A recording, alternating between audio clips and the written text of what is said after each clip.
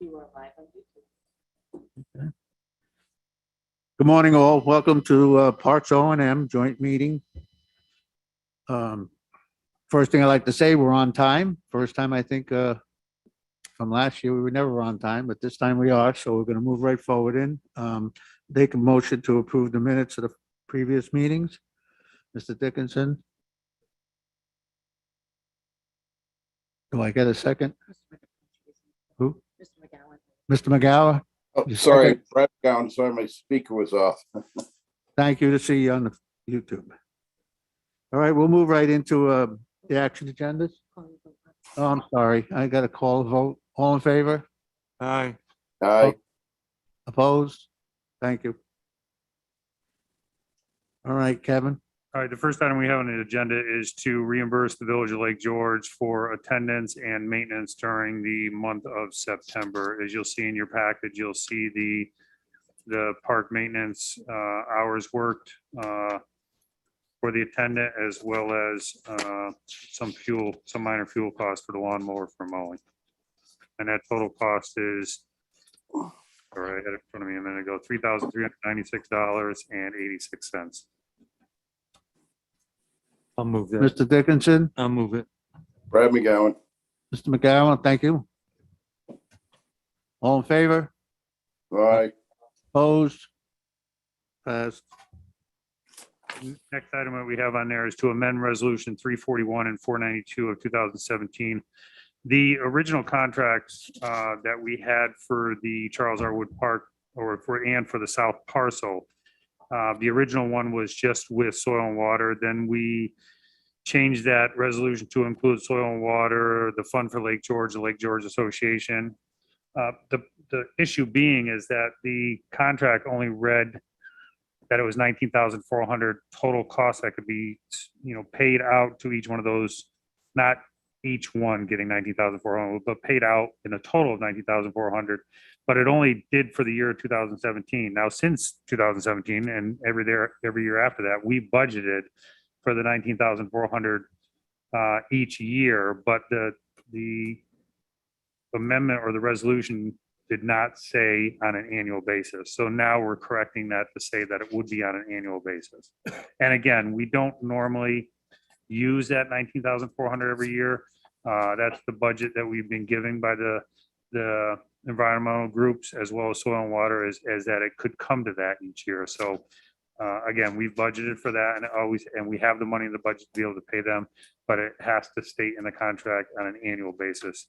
It was only for a one-time originally. I'll move that. Mr. Dickinson, Brad McGowan. thank you. Ms. Hogan, you can vote if you need to. We need you, you're on with us today as an alternate. All right, all in favor? Aye. Aye. Opposed? Passed. Under discussions items, I'll jump to number 2 first, and then I'll let the mayor discuss some of the updates on the 2022 schedule events. Back in 2016, 2 LED signs were installed as part of the Charles O. Wood Park. During that time, when they were installed, there was a plan with the company to host, or basically have a cloud service to host the information for those signs, as well as those signs were connected with 3G network. Well, the 3G is now expired, and we're moving to either a 4G or 5G modems, which each one of those cost about 800 and change for each sign. And then the cloud plan, we could go with 3 different options. I believe I put it in there, but the bottom line, it looks to be that the best case scenario for us would be to just do a lifetime cloud plan. And that would be $1,200. It's $200 a year. 5 years would be $520, and then of course a lifetime would be $1,250. This money, of course, would come out of deferred revenue, and this would allow me to enter into a contract for both the cloud plan. And I've already had the discussion with Mike Colvin. If we can purchase the equipment, which are the modems, the 4 or 5G modems, his staff can install those. So we'll be able to do those in-house. Do I get Mr. Dickinson, make the question or a motion? Motion. I have a question. Go ahead, Mr. McGowan. This, when we talk 3G, 4G, 5G, it's really the speed of information comes across, all right? This is to upgrade our LED signs so the information can get there quicker, so we can get it up on the LD screen to let everybody know. That is correct. And with the existing modems on there, that will not happen anymore. The software to go along with it has changed, and that's where we need the change for the modems as well. Really? Because I there's still old phones out there that are running on 3Gs, people are happy. I'm just thinking that it just doesn't make sense, for a sign that is not like an emergency sign that you have to get information passed up and down the thruway or something, that an accident ahead where you're looking to do it in a nanosecond quicker. But, what do I know? Okay, thank you. Yes, Kevin. I'll just add on it. And again, we knew back in probably 2016 when these were installed that eventually they would become, like, for lack of a better way, antiquated. I know the mayor's on. I'm not sure if he wants to add anything to this.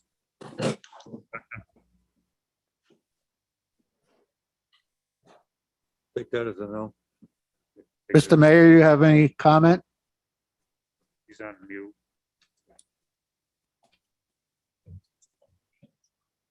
Unmute his line. Mr. Mayor, you have to unmute your line.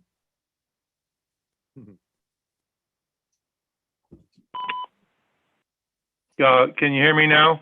I can hear you now. Yep. Yeah, Kevin, we tried to update the sign about a week ago when we knew the Ice Castle was going to be here and obviously open.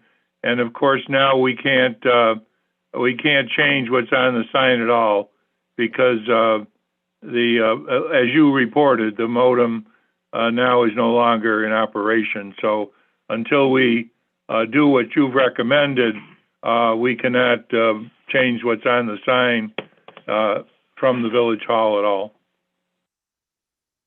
All right, thank you. So we got a motion and a I'll second. second it. All in favor? Aye. Opposed? Carried. Change the sign. I guess the next item, I would turn it over to the mayor for the update on 2022 schedule of events. All right, Mr. Mayor, you're on for a schedule of events for 2022 and any comments you might want to make for 21.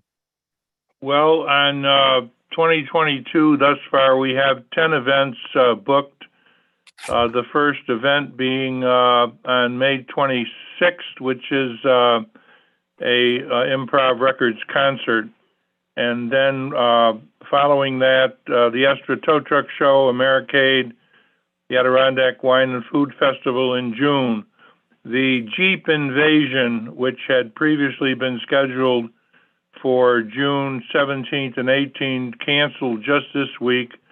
The promoter has a illness and is not able to come this year. We're all very disappointed. We told him that, but he has assured us they will be back next year in that same weekend in June. The law enforcement officers weekend is returning, and I'm working with them to fill that slot in June. July is booked solid, and August has the Craft Producers Barbecue, which was a huge success last year, and we end up now in September with the Adirondack Music Festival on Labor Day weekend and the Adirondack National Car Show.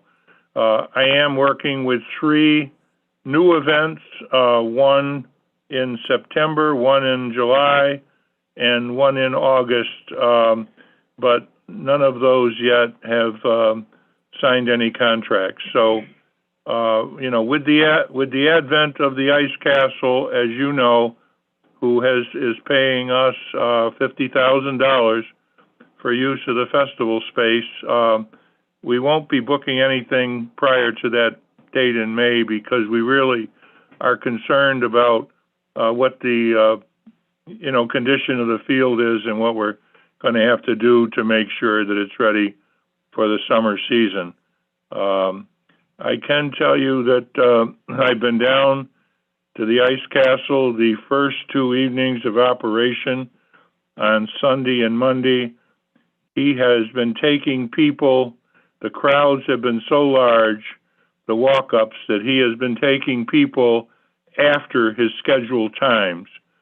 So that means we have to keep our restrooms open a little bit later in the evening, which we have been doing, but the crowds at the gate have been so large that last night, for instance, he was still admitting groups of people at 9 o'clock, which was his closing time. So that's the good news. The Ice Castles is a tremendous success. As you know, the last count that I had from them, their ticket sales have exceeded now over 55,000 sales, and that does not include the last week in February, which he has not started sales for that week as yet, because he's obviously wants to watch the weather and make certain that he's able to stay open into March. That's all that I have, Mr. Chairman, unless there's some questions. I think Kevin had his hand up. Just real quick, I'll say the same as the mayor said. They have been extremely busy down there. In fact, my wife went online last night to try to get tickets for, I forget when, but they were sold out. She couldn't get into it. I didn't offer to bring her. But the one thing that we've noticed, and as the mayor said, there's some small items that we'll probably have to debrief with Ice Castles next year. One of them being is how the site drains this year. It actually drains across Westbrook Road or Westbrook parking lot. We've had some issues. We had to go down and clear some ice down there. We had to use some salt, and then I had to have the guys sweep that salt up and calcium up because I didn't want it to impact Lake George. But there'll be discussions at the end of the year with them as to maybe we can make a change in how that water drains. We can drain it to maybe some of the detention ponds and things on site. But I just wanted to make you aware, but everything seems to be running great down there. And as the mayor said, they are busy. All right. Thank you, Mr. Mayor. Anybody else have any comments? I can add that they, yesterday, they said that they. Could you come up to the mic so we can hear you, please? Sorry. Hi, Gina Minster with the Lake George Regional Chamber of Commerce and CVB. So because of the sellout and what they've learned in the first 2 nights of operations is that they can probably handle between 25 and 50 additional people per half-hour time slot. They'd only basically budgeted for 175 people per time slot, just based on the space and what they thought their capacity was at their ticketing booths. So they're looking at opening up. So like some of those sellout times may now all of a sudden pop back open with availability. So for those need times, and they have been adding some additional hours, as the mayor alluded to, That meeting was supposed to just be. o'clock at night for some of them. So just, they're really, the crowds, the media, everybody has been just wowed by the whole thing. Thank you, Gina. All right, anybody else? Mr. Chairman, I just want to echo what Gina said. The spinoff from the fact that the Ice Castle is here, as Gina reported, is enormous. We were on the Weather Channel last week. Yesterday, the New York Times carried an article about the Ice Castle. So this has really been, as we reported, a game changer so far. Let's hope the weather holds up and keeps in his favor. And I predict during the Winter Carnival that all of the rooms in our Lake George region hopefully will be filled to capacity. Good news, Mayor. Thank you very much. Anything else? Don, anything on YouTube? Hello, Chairman Merlino. No comment on YouTube as of now. Thank you. Motion adjourned, Mr. Dickerson. Brad, Second from Brad. Thank